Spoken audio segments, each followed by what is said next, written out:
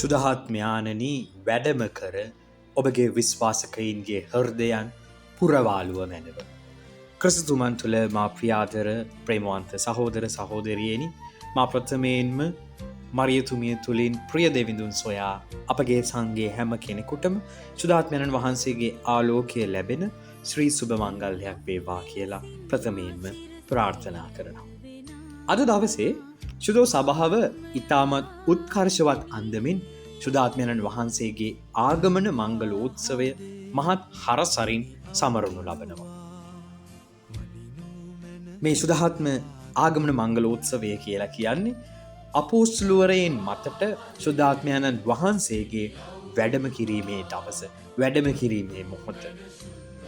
අපි දකිනවා පෙන්තකෝස්ත දවසට කලින් ක්‍රිස්තුන් වහන්සේගේ මරණයෙන් පස්සේ මේ ශ්‍රාවකයෝ දේවමාතාවන් වහන්සේත් එක්කලා සේනාකුළු ශාලාවේ දොරවල් වහගෙන යාඥාවකට ඇතුල් වෙනවා.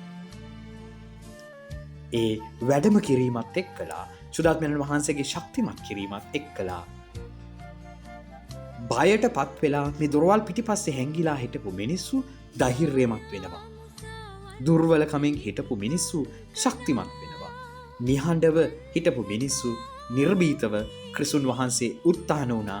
ඔබ ක්‍රිස්තුන් වහන්සේව මරා දැම්මා කියලා කියන්න තරම් බලවත් වෙනවා. ඔවුන්ගේ ජීවිතය පරිවර්තනය වෙනවා.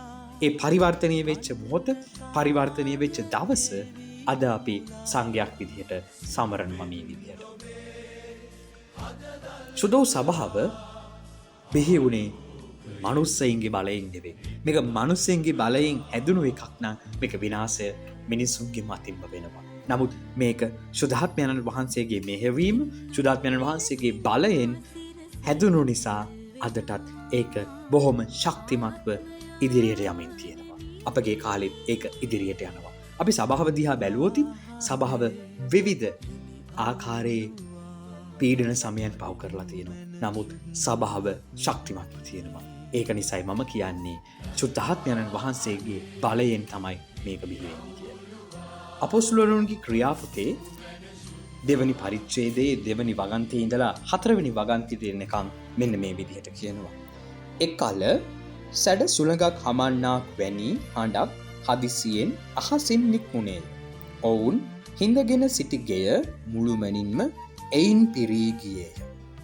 ගිනි දළු වැනි දිව් බෙදී ගොස් ඔවුන් එකිනෙකා මත පිහිටනු ඔවුන්ට පෙනිනි. ඔවුහු සියල්ලෝම සුදාත්මයණන්ගෙන් පූර්ණ වී ආත්මයණන් වහන්සේ ඔවුන්ට දුන් කතා ශක්තිය ලෙස අන්‍ය භාෂාවලින් කතා කරන්නට පටන් ගත්තා. උඩුමහල් කාමරේ සේනාකුළු ශාලාවේ දොරවල් වහගෙන බයෙන් හැංගිලා හිටපු ශ්‍රාවකයෝ එක පහරටම මහත් ධෛර්යයකින් යුතුව පිටතට පැමිණිලා ජේසු ගැන දේශනා කරන්න පටන් ගන්නවා. සංවිධානන් වහන්සේ උත්ථාන වුණා කියලා ඉවරලා ප්‍රකාශ කරන්නට පටන් ගන්නවා. ජේසුව අඳුරන්නේ නැහැ කියලා ප්‍රතික්ෂේප කරපු පේදුරුතුමා දැන් දහස් ගාණක් ඉදිරියේ කිසිදු බියකින් තොරව ක්‍රිස්තුන් වහන්සේ උත්ථාන වුණාමයි කියලා දේශනා කරනවා. මේ අයව වෙනස් කරේ මොකද්ද? සුදාත්මයණන් වහන්සේ ඔවුන්ගේ හෘදයන් උන්වහන්සේගේ බලයෙන් පුරවනවා. ඒ නිසා අද මංගල්‍යයේ තේමාව අපේ යාඥාව බවට නිතැතින්ම පත් වෙනවා. අපිට වෙන යාඥාවක් අද දවසේ අවශ්‍ය වෙන්නේ නැහැ. අපේ යාඥාව වෙන්න ඕන එදා ඒ අපොස්තලවරුන්ව සුදාත්මයණන් වහන්සේගෙන් පිරෙව්වා වගේ අපේ හදවතුත් පුරවන්නට කියලා. අපි තයදිමු උන්වහන්සේට සුදාත්මයණනි වැඩම කර ඔබගේ විශ්වාසිකයින්ගේ හෘදයන් පුරවන්නට කියලා. මේ යාඥාව ඉතාමත් සුන්දරයි. නමුත් අපි අද අපෙන්ම අවංකව මෙන්න මේ විදියට අහලා බලන්නට ඕන. අපේ හෘදයන් සුදාත්මයණන් වහන්සේගෙන් පිරෙන්න නම් අපි ඒ හදවත විවෘත කරන්න ඕන. අපේ හදවත සුදාත්මයණන් වහන්සේට විවෘතද සුදාත්මයණන් වහන්සේගෙන් අපේ හදවත් පිරෙන්නට. අද අපේ කතෝලිකයෝ සුදාත්මයණන් වහන්සේ ගැන දන්නවා. සුදාත්මයණන් වහන්සේට අවදි වෙනවා. අපේ වැඩක් කරන්න කලින්, අපේ ආඥාවක් පටන් ගන්න කලින් සුදාත්මයණන් වහන්සේට ආරාධනා කරලා අපි අතරට එන්නට කියලා අපි ආඥා කරනවා. නමුත් අපි අද ජේසු ගැන නැත්තං ස්වාමින් වහන්සේගේ පියාණන් වහන්සේ ගැන අපි බොහෝ දේ කතා කරනවා. නමුත් මේ ත්‍රිත්වයේ තුන්වෙනි තැන වෙච්ච සුද්ධාත්මයන්න් වහන්සේ ගැන අපි අපේ කිතුණු ජීවිතයේදී ආරාධනා කිරීමකින් එහා දේ අමතක කරලා දානවා. සුද්ධාත්මයන්න් වහන්සේට අපි එන්න කියනවා, ආරාධනා කරනවා. නමුත් අපි එතනින් එහාට උන්වහන්සේ ගැන කතා කරන්නේ නෑ නේද? නමුත් සුද්ධාත්මයන්න් වහන්සේ කියන්නේ නිකම්ම නිකං සභාවේ තියෙන සංකේතයක්වත් බලවේගයක්වත් නෙමෙයි. සුද්ධාත්මයන්න් වහන්සේ කියන්නේ දෙවියන් වහන්සේමයි. එනම් ජීවනයේ ස්වාමියන්න් වහන්සේ සහ ජීවදායකයන්න් වහන්සේ. මේ විදිහට අපිට කතෝලික සභා ධර්මෝපදේශය උගන්වනවා. කතෝලික සභා ධර්මෝපදේශයේ අංක 683. සුද්ධාත්මයන්න් වහන්සේ කරන කොටගෙන මිස ජේසුස් ස්වාමින් වහන්සේ යයි කීමට කිසිවෙකුට බැහැ. සුද්ධාත්මයන්න් වහන්සේ නැතුව සභාවට ජීවිතයක් නැහැ. සභාව ජීවත් වෙන්නේ නැහැ. ඇදහිල්ල වර්ධනය වෙන්නේ නැහැ. යාඥාව නිකම්ම නිකං හිස් දෙයක් නැත්තං හිස් වචන ගොඩක් බවට පත් වෙනවා. සුද්ධාත්මයන්න් වහන්සේ අපිට නැත්තං අපිට ශුද්ධවන්තකම කියන එක අපේ ජීවිතයට ළඟා කරගන්නට බැරි දෙයක් වෙනවා. සුදු අගුස්තුනි මුනිතුමා මෙන්න මේ විදිහට කියනවා. ශුද්ධාත්මයන්න් වහන්සේ යනු ශුද්ධ වූ සභාවේ ආත්මයයි.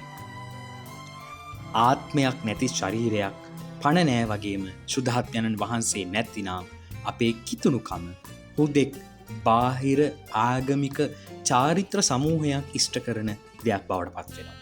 මාගේ ආදරණීය මිත්‍රයනි, මාගේ ආදරණීය මිතුරියනි, අද අපි ජීවත් වෙන්නේ කෝෂාව අපේ අවධානය නිතරම වෙනත් දේවල් වලට යොමු කරනදී. ඒ වගේම ව්‍යාකූලත්වය, ඒ වගේම අපි ලෞකිකවාදයෙන් නැත්නම් භෞතිකවාදයෙන් පිරිච්ච ලෝකෙක. මිනිස්සු ඇත්තටම කාර්ය බහුල වුණත් අපි අධ්‍යාත්මිකව හිස් වෙලා. කිතුණුවන් පවා අපි බාහිර ක්‍රියාකාරකම් වලින් සක්‍රිය වුණත් අපේ අභ්‍යන්තරයේ වියලිලා. ඒ කියන්නේ අපි මංගල්‍ය කරනවා, ඉරිදට පල්ලි යනවා, අඟහරුවාද අන්තුරි මුනිදරයට ඉටිපන්දම් පත්තු කරනවා. නමුත් අපේ අභ්‍යන්තරය වියලිලා නම් අපිට තියෙන ඩ්‍රයි ස්පිරිචුවැලිටි එකක් නම් අපි අපේ ඒ සුද්ධාත්මයන්න් වහන්සේගේ ක්‍රියාකාරීත්වය අපි තුලින් නැති වෙලා ගිහිල්ලා. සමහරක් වෙලාවට අපි රඳා පවතින්නේ අපේ යාඥාවට වඩා අපේ තාක්ෂණයත් එක්කලා.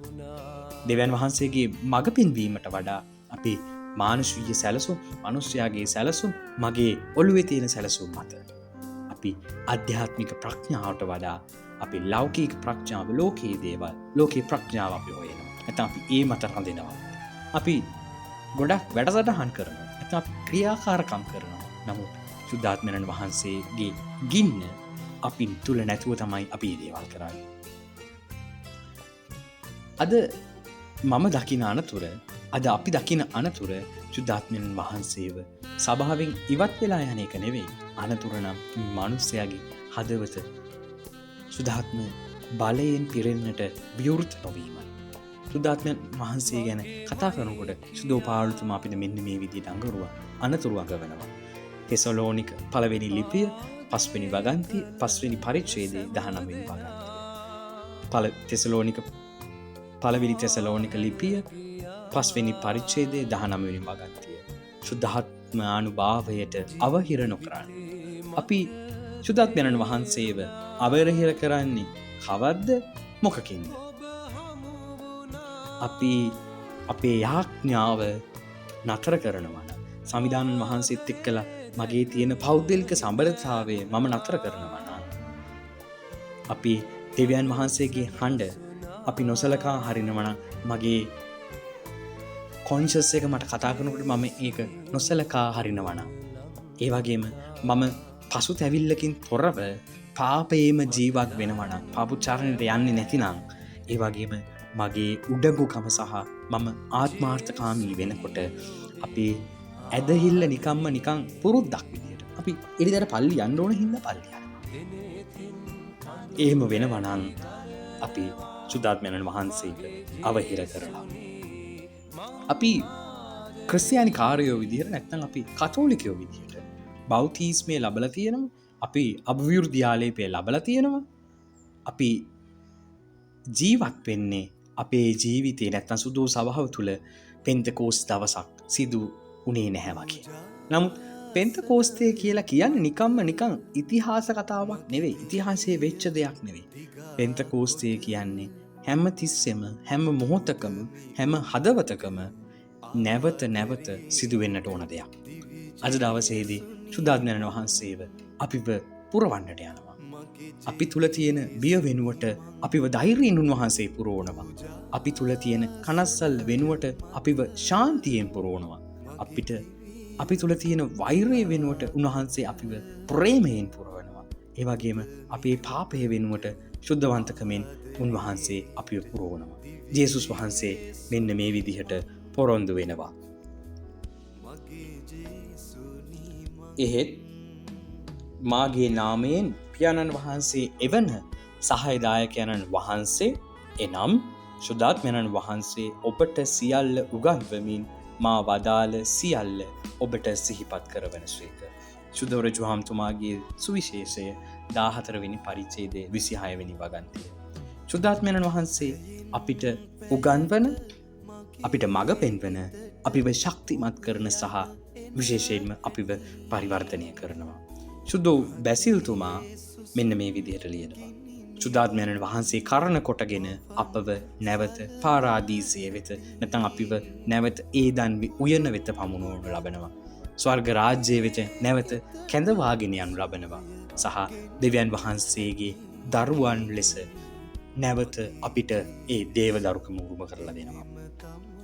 අද ලෝකයට ශුද්ධාත්මයණන් වහන්සේව කොච්චර අත්‍යවශ්‍යද? අපි ජීවත් වෙන්නේ ලෝකය තුවාල වෙච්ච ලෝකයක්.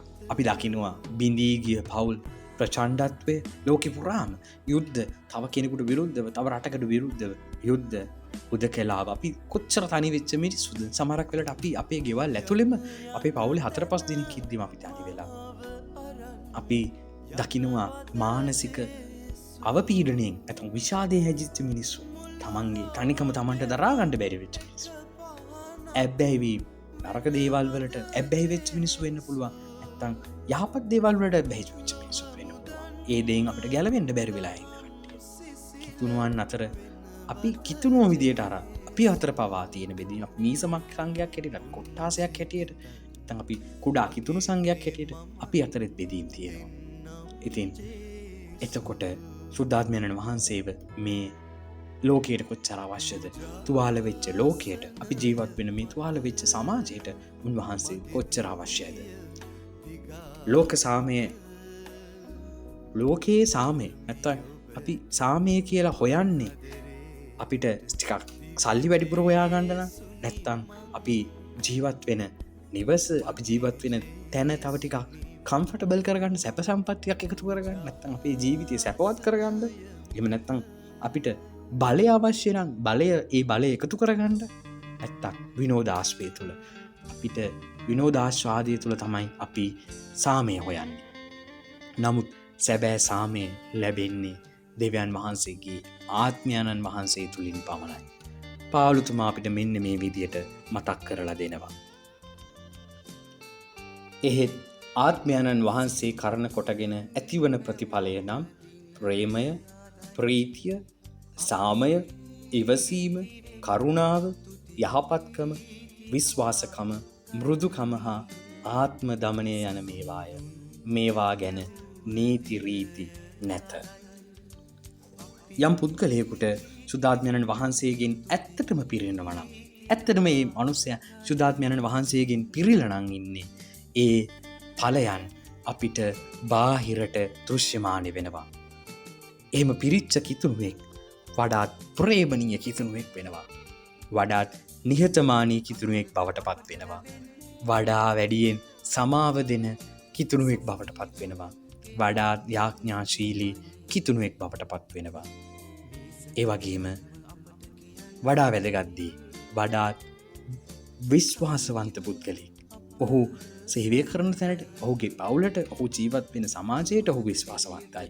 ඒ වගේම සමිදානන් වහන්සේට ඔහු විශ්වාසවන්ත පුද්ගලයෙක් බවට පත් වෙනවා. මගේ ආදරණීය සහෝදර සහෝදරියනි, සමහර විට අද අපි අපෙන් මෙන්න මේ විදියට ආල බලන්නට ඕන. මම දිනපතාම සුද්ධාත්මයණන් වහන්සේට යාඥා කරන කෙනෙක්ද? අපි උන්වහන්සේට යාඥා කරනවද? මම උන්වහන්සේට පෞද්ගලිකව මගේ යාඥාව මම කරනවද? අපි මොනවා හරි තීරණයක් ගන්න ඉස්සර වෙලා අපි උන්වහන්සේගේ මඟ පෙන්වීම ලබනවද? මම පෞද්ගලිකව ඒ මඟ පෙන්වීම ප්‍රාර්ථනා කරනවද? මගේ නිහඬතාවය තුළ මම උන්වහන්සේගේ හඬට සවන් දෙනවද? නැත්නම් මම මගේම හඬට සවන් දෙනවද? මගේ ජීවිතය පරිවර්තනය කරන්නට මම උන්වහන්සේට ඉඩ හරිනවද? නැතහොත් මම මගේ හදවතේ දොරවල් වසාගෙන උන්වහන්සේට ඇතුල් වෙන්නට දෙන්නේ නැතුව උන්වහන්සේගේ පිරෙන්නේ නැතුව ඉන්නවද? අපි මතක තියාගමු. පෙන්තකෝස් දවසට ඉස්සර වෙලා ශ්‍රාවකයෝ හිටියේ වහලා දාපු දොරවල් පිටිපස්සේ හැංගිලා. සමහරක් වෙලාවට අපේ හදවතුත් වහලා දාලා තියෙන්න පුළුවන්. ඇයි? අපේ තුල තියෙන බිය නිසා, අපේ උඩඟුකම නිසා, අපේ පාපය නිසා, අපේ සැකය නිසා, අපේ ලෞකික බැඳීම් නිසා. නමුත් සුද්ධාත්මයණන් වහන්සේට ඕනෑම වසා දැමූ දොරක් විවෘත කරන්නට පුළුවන්. සුද්ධෝ සෙරෆීම් මුනින්ද්‍රයා මෙන්න මේ විදිහට කියනවා. කිතුණු ජීවිතයේ සැබෑ අරමුණ සුද්ධාත්මයණන් වහන්සේ අත්පත් කර ගැනීමයි. මේක කොච්චර ප්‍රබල ශක්තියක්ද? කිතුණුකම කියලා කියන්නේ නිකම්ම නිකන් නීති රීති අනුගමනය කිරීම විතරක් නෙවෙයි. ඒක දෙවියන් වහන්සේගේ ආත්මයාණන් විසින් පරිවර්තනය කරනු ලැබීම. අපේ ජීවිතය අපේ කිතුණුකම කියලා කියන්නේ දෙවියන් වහන්සේගේ ආත්මයාණන් වහන්සේ විසින් අපිව පරිවර්තනය කරනු ලැබීමයි. අද අපේ සභාවට නව පෙන්තකෝස් දිනයක් අවශ්‍ය වෙලා තියෙනවා. අපි ඒ අවශ්‍යතාවය තදින්ම දැනෙන යුගයකයි ජීවත් වෙන්නේ. අද අපේ සභාව ධර්මදූත සේවය නැත්නම් දේව වචනේ සේවාව, සමිඳුන් වහන්සේගේ සේවාව ඉස්සරහට අරගෙන යන්නේ මනුෂ්‍යයන්ගේ ශක්තියකින් නෙවෙයි. නිකම්ම නිකං වැඩසටහනක් කරපු පළියට, නිකම්ම නිකං මෙහෙවීමක් කරපු පළියට අපේ හදවත් නැත්නම් මනුස්සයන්ගේ හදවත් වෙනස් කරන්නට බෑ. ඒ සභාව අලුත් කරන්නට පුළුවන්. අපිට අවශ්‍ය ඒ නව පෙන්තකෝස් දිනය කරන්නට පුළුවන්. සභාවේ මේ ධර්මදූත සේවය කරන එක ශක්තිමත් කරන්න පුළුවන්. ඒ වගේම මේ කරන දේවල් වලින් අපේ හදවත් වෙනස් වෙන්න ඕන. සුද්ධාත්මයණන් වහන්සේට විතරයි ඒව කරන්නට පුළුවන්. ඒක මනුෂ්‍ය ශක්තියෙන් වෙන දෙයක් නෙවෙයි. දෙවනි ජෝහන් පාවුලු සුද්ධෝතම පියතුමා මෙන්න මේ විදිහට කියනවා වරක්. සභාවට සහ ලෝකයට පෙන්තකෝස් දිනේ මහා අවශ්‍යතාවයක් පවතී. සුද්ධාත්මයණන් වහන්සේ අදටත් ක්‍රියා කරමින් ඉන්නවා. කොයි මොහොතේද? සුද්ධ වූ දිව්‍ය පූජාව තුළ, පාපුච්චාරණය තුළ, යාඥාව තුළ, සුද්ධවන්තයන්ගේ ජීවිත තුළ, පසුතැවිලි වෙන හදවතක් තුළ, සමාව දෙන මිනිස්සු තුළ, ක්‍රිස්තුන් වහන්සේ වෙනුවෙන් නිර්භීතව සාක්ෂි දරන අය තුළ ආත්මයණන් වහන්සේ ක්‍රියා කරන එක නතර කරලා නැහැ. ඒක දිගටම කරනවා. නමුත් ප්‍රශ්නය නම් අපි උන්වහන්සේට විවෘතද කියන එක. ඒක නිසා අද දවසේදී අපි අපේ හදවත්වල හඬ බවට මෙන්න මේ වචන ටික පත් කරගමු. සුද්ධාත්මයාණනි වැඩම කර ඔබගේ විශ්වාසිකයින්ගේ හෘදයන් පුරවාලුව වෙනව. ඔවුන් තුල ඔබගේ ප්‍රේමයේ ගින්න දල්වාලුව වෙනව. අපේ මේ සීතල වෙලා සීතලට ගල් වෙලා තියෙන හදවත් ඔබ වහන්සේගේ බලයෙන් පුරවන්න. අපේ තුවාල වෙලා තියෙන තුවාල නිසා දුක් විඳින අපේ පවුල ඔබ වහන්සේගේ බලයෙන් පුරවන්න. ඒ වගේම අපේ ශුද්ධ වූ සභාව ශුද්ධවන්තකමෙන් පුරවන්න. ඒ වගේම අර්ථයක් හොයන තරුණ තරුණියන්ව ඔබ වහන්සේගේ මඟ පෙන්වීමේ බලයෙන් පුරවන්න. ඒ වගේම පූජක ජීවිතයේ ඉන්න, පැවිදි ජීවිතයේ ඉන්න, නැත්නම් ඒ පූජක ජීවිතයට පැවිදි ජීවිතයට ඇතුල් වෙන්න බලාපොරොත්තු වෙන හැම කෙනෙක්වම දේව ජොලිත භාවයෙන් ස්වාමින් වහන්සේට විතරක්ම ආදරය කරන්න බලයෙන් පුරවන්න. මුළු ලෝකෙම සාමයෙන් පුරවන්න. මගේ ආදරණීය සහෝදර සහෝදරී, අපිට අපේ ලෝකයට නිකන් අපි ඒක ඉංග්‍රීසි භාෂාවෙන් කියනවා lukewarm Christians. නිකන් ඇල් වතුර වගේ කිතුරු අපිට අවශ්‍ය වෙන්නේ නැහැ. ලෝකයට අවශ්‍ය වෙන්නේ සුද්ධාත්මයණන් වහන්සේගේ ගින්න Taman තුල ඇවිලෙන කිතුරුව. ඒක නිසා මේ පෙන්තකෝස්ත මංගල්‍ය අපිව වඩා ගැඹුරින් අලුත් කරන පෙන්තකෝස්ත මංගල්‍යයක්, සුද්ධාත්ම ආගමන මංගල උත්සවයක් වේවා. ආත්මයණන් වහන්සේ අපගේ බිය, අපගේ උඩඟුකම සහ අපගේ ඒ දුෂ්ට පාපය දුරු කරන සුද්ධාත්ම ආගමන මංගල උත්සවයක් වේවා. උන්වහන්සේ අපව ක්‍රිස්තුන් වහන්සේගේ නිර්භීත සාක්ෂිකරුවන් කරන සුදහත්ම ආගමන මංගලෝත්සවයක් වේවා. අපි අපේ යාඥාව නැත්නම් අපේ දෛනික යාඥාව නිකම්ම නිකන් යාඥාවකට පමණක් නැත්නම් වචනවලට පමණක් සීමා නොවි ජීවමාන යථාර්ථයක් බවට පත් වේවා. සුදහත් ඥානනි වැඩම කර ඔබගේ විශ්වාසිකයින්ගේ හෘදයන් පුරවාලුව මෙන්ම ඔවුන්ගේ හදවත් තුළ ඔබගේ ප්‍රේමයේ ගින්න දල්වාලුව මැනව. ජෙස්පීට